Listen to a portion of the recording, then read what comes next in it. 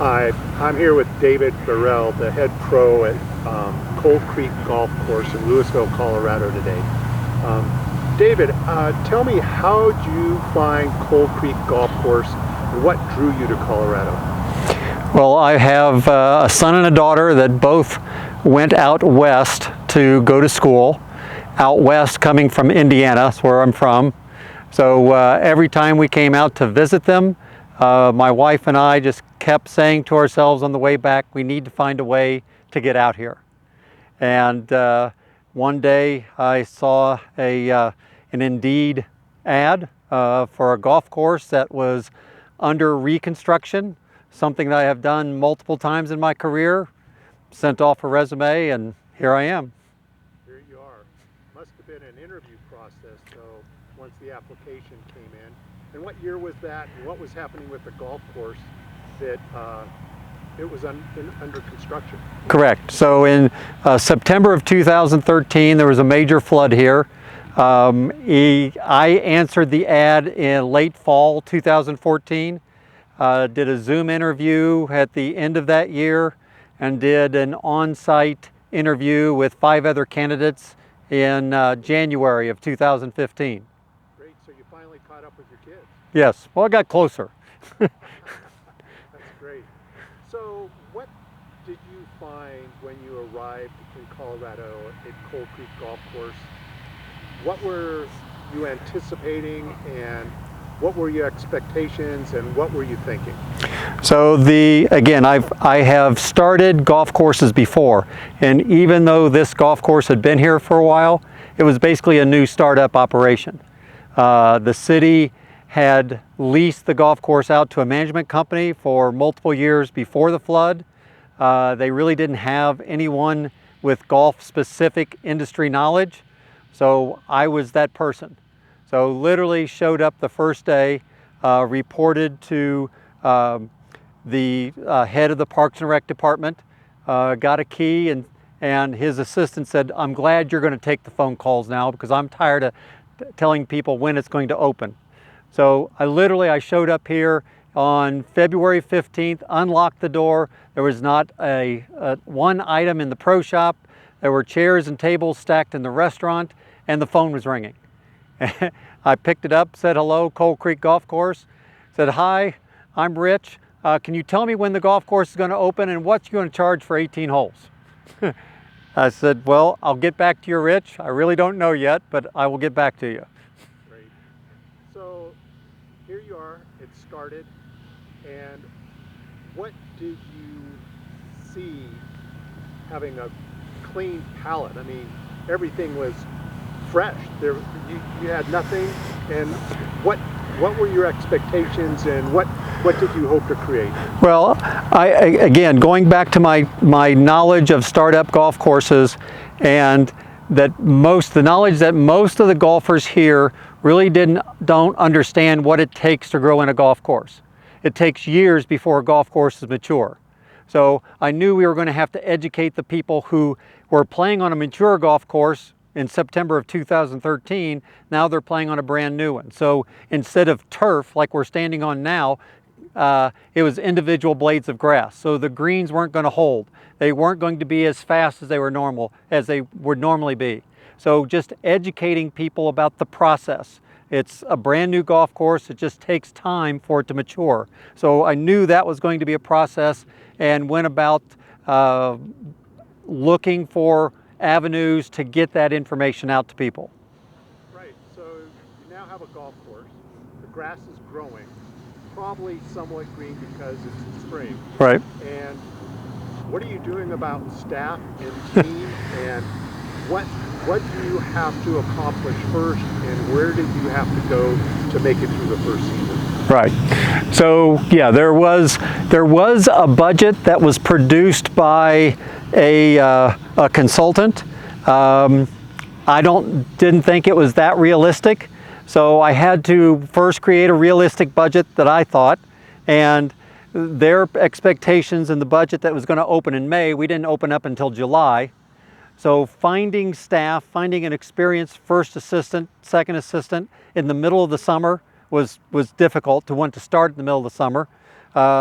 So developing a budget, educating my bosses about what the steps were going to be, establishing accounts with vendors, working through a staffing plan, a fee structure, ordering golf carts, getting golf carts here.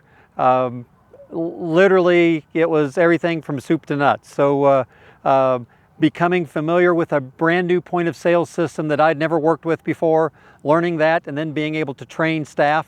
So it was a punch list every day, and and also planning a grand opening that everybody was excited about. Right. So it was. It kept me busy. I didn't have to worry about what was coming up next. There's plenty of items on that punch list. You know, I suspect that you have a passion for golf, and beyond the logistics of managing it day to day and bringing a startup online, you probably have an interest in teaching. Is that really where your heart lays when you come to work? I would say, I don't know if I would call it a passion. I'm good at it. I enjoy it. It is a very welcome break from administration, training, staffing, scheduling. It's to be able to interact one-on-one with a student or a fellow golfer, and I guess that's how I look at him, a fellow golfer. Knowing that I was in that same position at one point and finding a way to communicate and get my information where it assists them, it's enjoyable. It's enjoyable to see someone look up and, boy, did I just hit that? I've never done that before. So it's a very enjoyable part of my day. You know, greatness is said to come out of the test of fire, where you find out that your weakness has to become your strength, and your strength is something you have to improve on. Mm-hmm. What was your greatest weakness and what was your greatest strength in this golf course and programming that led you to believe that it would become someplace that was a place that people would love to come and play and learn? Well, as far as a weakness, it's forgetting that not everybody is an avid golfer. You know, they enjoy golf for various reasons. City officials aren't necessarily avid golfers. So when I speak passionately about something that makes perfect sense to me, like why can't we get there, it doesn't necessarily make perfect sense to somebody else who's not an avid golfer. So finding a way to communicate both my passion and my business experience and showing them a plan, it just took some time to break through some of those things, and we were able to get there. Now, it's been said that the youth program here is something that the golf course is really proud of, and I suspect that you might be too. And how'd you decide, and how'd you come to focus on bringing the youth into the programming that you developed? Well, that's something that you hear industry-wide, something that even people who are not golfers, they want to know, what about a youth program? We actually had a PGA Junior League, which was a national organization. They were here practicing and obviously not playing because the golf course wasn't open yet, but they started in May of 2015. We didn't get the golf course open until July. So the very first activity we had here was we had PGA Junior Golf. And it grew from 6 kids to now it's 68 kids a year. Now we have added PGA Junior Camps, which is a huge accomplishment, and we were just told that we are the 4th largest PGA Junior Camp facility in the country, behind 2 in Florida and 1 in New York. So Louisville, Colorado is number 4 on the list, and there are a lot of kids out here having fun, and that was something, again, everybody says we need to do something about junior golf, and we had good instructors, We were the right location, the right time where the city was accepting of that concept, and we just rolled with it, and it just keeps rolling. Well, that brings me to another question about inclusiveness and bringing seniors and women into the fray. And I see a lot of both out here on the golf course. And what is it that led you to make them a priority in how you set things up? Well, the history of this place, again with a management company, the women's league and the men's league and the senior league were somewhat self-sufficient. The management company didn't do much for them, didn't interact with them much. So my background and my history is that the golf professional was an active participant in those particular leagues. So I threw myself into the ring, said, we're here to help you, we're here to assist however you want. And we're still pretty much just assistants to them. They're still pretty much self-sufficient, but they know that we are interested in them, we want them here, and that's the message we've tried to convey with everybody. We're happy you're here. We're going to say hi to you, whoever walks in the door, whether it's a league, a junior, senior, it makes no difference. Yeah, it's really important. The first-time golfer drives up to off of Dillon Road here to the entrance of the golf course. What do you want them, and what have you cultivated in your staff and your team as those first-time players come through the gates and into the pro shop? Well, there's two things. So first of all, people have choices. There are a lot of golf courses. There are a lot of competition around here. And most of the feedback in the industry, the reason that people don't go back to a golf course is not because of cost or conditions. It's how are they treated when they walked in the pro shop. So trying to make everyone feel welcome, like we want them here, was an important concept. And I think in any leadership capacity, your staff tends to follow the direction of the leader. So, I'm a pretty affable guy. I get along with a lot of people. I smile a lot. So, it was easy to get everybody else to do that. The second part of that is, again, making them feel comfortable. So I didn't mention the Novice League, which is more of an adult program, but there were a lot of golfers who try the sport and then feel uncomfortable and leave. They newer golfers hate getting to the first tee and there's somebody around there who can watch and see how bad I am. So getting over that fear. So the Novice League was part of that, and I've done that in multiple golf courses. We're going to break down those fears. We're going to give you all of the faux pas where someone may say something to you if you do something wrong. It has nothing to do with your golf swing. It's walking in front of somebody, dragging your feet on the greens, driving the cart in the wrong place. All those things that will, with that knowledge, you'll feel comfortable about being out there. And if you feel comfortable, you only have to prove that you can hit a shot for 15 minutes out of a 4.5 hour round. The rest of the time you walk around, you just act like you know what you're doing. So, golf etiquette and golf course customs and how people play the golf course is important and part of the education. What do you do to bring those new players and the players that are experienced players that visit here a lot? How do you bring them together so that they can have an enjoyable experience? And what are some of the things that were challenges that you had to overcome to accomplish that? Well, again, most people aren't taught, or they aren't, their role models are more tour players.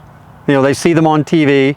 They usually play with people of the same caliber, and so they don't really see a lot of different skill sets that they can emulate. Or they weren't exposed to golf by an experienced golfer. So we go to lengths, again, in the Novice League about just having classes about that. We talk about that in the junior program.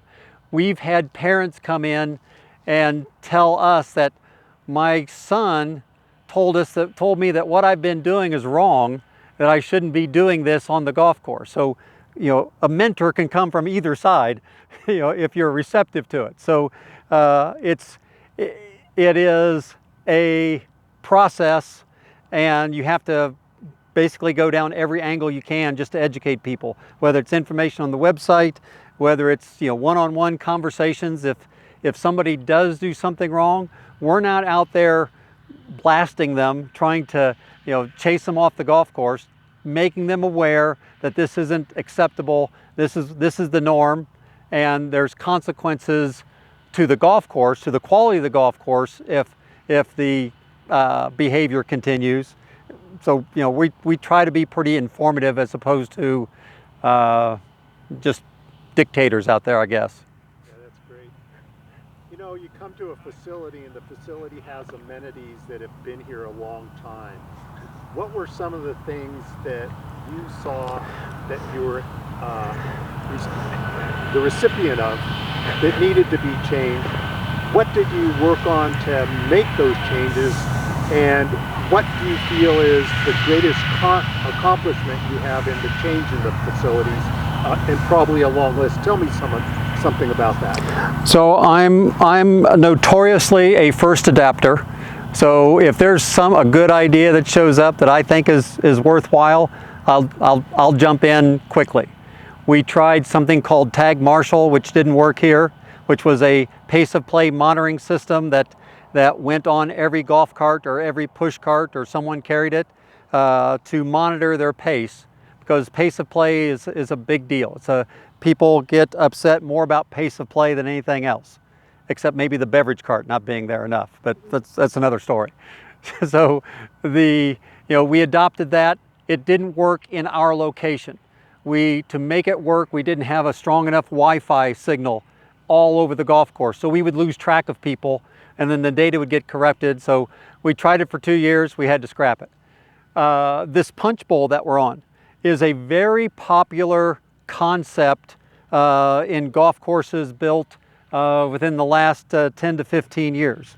It's an entertaining type facility. There's a lot of undulations. It's not really a practice putting green that mimics the conditions on the golf course. It's more for entertainment. And that was a very popular concept when this golf course was getting rebuilt. There are a lot of golf courses adding it. I would say from a space allocation, since we are tight, we do have a practice putting green that's small. If I could switch those two and make this big one a practice putting green, I probably would. But that's 50-50 hindsight. And we've looked at changing this and making it back into the putting green. It's about $300,000 to do this. So we are a public golf course. We're an enterprise fund, so we can spend what we make. So we just don't have an extra $300,000 laying around that we can do that with. So those were things that we had done, or one thing that was here that if we could change it, we probably will change it at some point. But yeah, the introduction of Top Tracer to the range is another big amenity. It's very popular. People love to look at data. Newer golfers love to look at data. So again, trying to hit a different demographic to give them something that would attract them here. And that's been a huge success. Our range business has almost doubled since bringing that in. So we just keep looking for new ways to engage people, give them a reason to come here. And it's not everything that the public sees that's a part of what makes Coal Creek what it's become. And part of that's the maintenance team and the head of maintenance and what's going on with the greens and the course. What do you do to help improve the conditions of the course and change the course from what you experienced having to grow it in, from it being flooded out, to what it is today? Right. So one of the things that most people don't realize about a golf course, So we have 21 greens on this golf course. I'm going to talk about greens for a second because we're standing on one. They're the most expensive square footage on the golf course. And we've got 21 cousins, meaning that they may all look similar, but they're all slightly different. So the challenge for a superintendent, David Dean is good at what he does, is that he has to learn the characteristics of each green. Where is it? Is it in direct sunlight? Is it shaded? How much shade? How much wind blows on it? All of that is indicated or impacts the moisture in the green. So literally you're designing a custom watering, fertilization, mowing schedule to accommodate 21 individuals that all kind of look the same, and you assume that they're all the same, but they're not. So that is the biggest challenge, is that this is a living, growing entity, and it changes by the hour, and depending on where it is on the golf course, you may have one completely different set of circumstances that you do someplace else. You're about to hand the keys over to a new team that's going to lead Coal Creek into the future. What is it that you're going to miss, and what is it that you want to give them that they carry forward that's going to make a difference for Coal Creek? So to answer that question, it's very much like being a parent. You want to give them as many tools and as much information and knowledge and the desire to learn and keep growing. So we're going to have a fair number of people stay, that come back every year, and our staff is pretty consistent, which I think is a good thing. That means that they enjoy working here and there's continuity. We've established good things, and knowing the golf industry as I do, so here we are February 7th, and the golf season, the planning for the 2025 golf season is basically done. So if you bring in somebody brand new who doesn't really know much of the operation, without that plan in place, they're going to be struggling the whole year trying to catch up. So I wanted to make sure we had 25 plans, so it's almost a plug and play. All you have to do is come in and execute. Now, if you want to change it, fine. That's fine. But I would wait till 2026 when you figured out how this works and you have time to figure out how it works. On a personal level, I got to believe that you feel that you've invested a lot of life, your own life, into this place. Personally, what is it that you're going to miss, and what is it that you hope that others experience from what you leave behind? Right. So yes, this is an industry that you must invest a lot of time in. There are a lot of moving parts. We're open in the middle of the summer. We're open 16 hours a day. So making sure there's continuity from me, who shows up at 5 in the morning, to the people here at 8 p.m. You want to make sure that continuity is there. What I'm going to miss is the people. People have asked me before, why are you a golf professional? And it really goes back to me being the oldest of 9 kids who got tired of going to grandma's house while my dad got dropped off at the public golf course in Indianapolis. So I talked my way into staying with him. I was 10 years old, said, fine, you can stay. You get to carry the golf bag. So he played in a men's league that was just basically a choose up. So I was the little rug rat, gym rat, golf course rat, running around carrying my dad's bag, watching and just observing. And it didn't take long before, and this was an ABCD, so there are multiple skills. It was a public golf course, so there's multiple people. There were police captains, there were lawyers, there were carpenters. My dad worked at a factory. It's a whole mix of people. But it didn't take long before I felt pretty comfortable, and I'm telling these players that, are you watching my dad? He's the A player. You don't do that. Why is that? Why don't you do that? Are you not paying attention?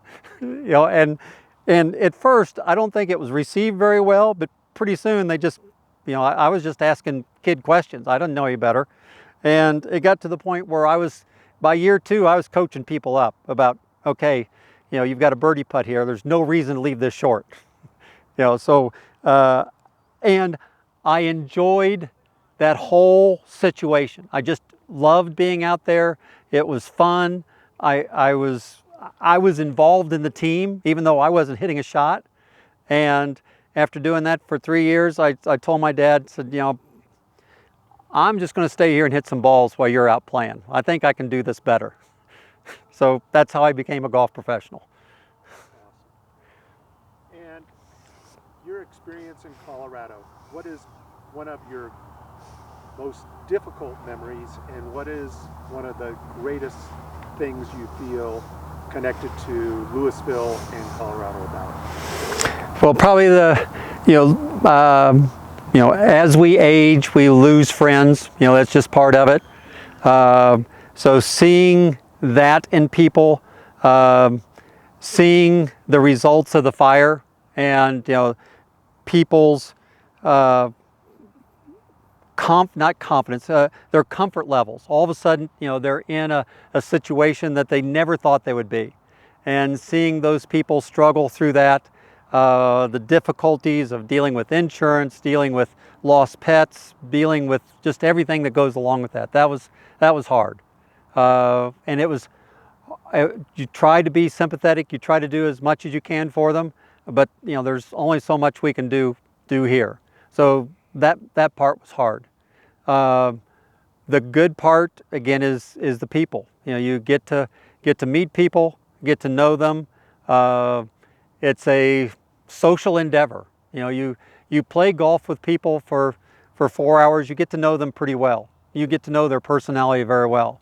I always, if I'm interviewing a key position, I'm going to play golf with them once, at least, before the final decision, because you can tell a lot by their actions and reactions to what happens on the golf course. David, is there any last thing you'd like to share about your time here at Coal Creek and in Colorado? So it's so when I came here, I was 60.